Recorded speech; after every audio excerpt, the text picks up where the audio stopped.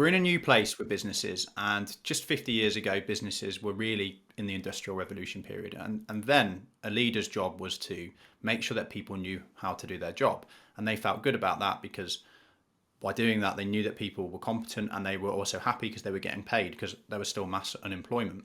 For a leader in a business today, it's shifted from them just having to make sure that this person knows how to do what they're doing to making sure they know what they're doing, making sure they're getting paid, making sure they've got flexible working hours, making sure they can deal with change, making sure they can handle stress, making sure they know how to look after themselves. And this is a lot of new things to worry about, and it creates a lot of stress for people leaders because they feel guilty, they feel that they're not providing them enough, and it creates a fear and worry that you might be losing your best people to other businesses or to sickness or illness. So the big issue that this creates for an organization is you essentially take your best people and you guide them up to a more senior position, and then you kind of guide them right out of the exit. All of these issues around stress, time management, health, they all get exaggerated and amplified when a person goes into a leadership or management role, because before the leadership or management role, there's a level of protection because they're within a team, their hours are pretty set, they don't have to prioritize work, they just do what they're told to do. If you're not providing the right development to address these issues, essentially what's happening is you take your best people, you put them into leadership and management roles, they struggle for a variety of reasons, and then they leave the business or get sick. So without this development, you're essentially guiding your best people out of the exit of the company.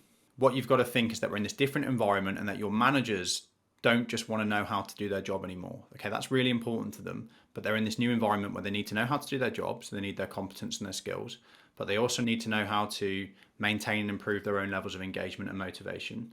We also need to make sure that they know how to work in a way that isn't leading to burnout. And we also need to make sure that they're working in a way and leading in a way that doesn't lead to poor physical and mental health. You can't any longer just rely on staff staying at your business because it's a good business to work at. You have to develop people. And if you don't develop people and support them, at worst, they're going to get sick and leave because they're sick. The other potential option is that they're just going to leave you for the competition. When you're developing your managers in the right way, you're going to get exponential benefits throughout your company. Obviously, the managers are going to be more happy and engaged, but also so are their teams.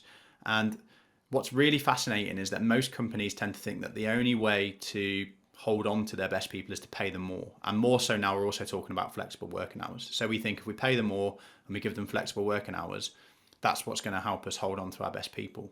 Whereas actually, if you focus on health, if you focus on engagement and making it an engaging workplace and making sure they know how to drive engagement, and you focus on developing them so that they can work in a way where they get good results without burning out, you might be able to hold on to really good people without having to pay them more. And I'm not saying that you shouldn't, but what I'm saying is that's not the only factor. And people might turn their noses up at that. But if that was true, that we only had to pay people more, we'd have no NHS, we'd have no charities, we'd have no voluntary sector.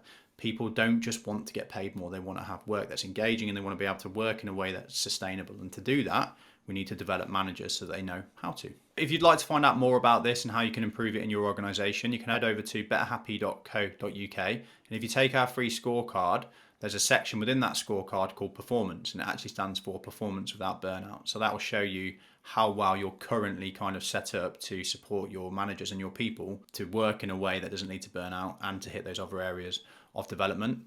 The other thing that you can do is you can sign up to one of our free Lunch and Learn workshops that are happening in 2023. And on there, you'll find out again how specifically to understand and improve these core tenets of development for your people.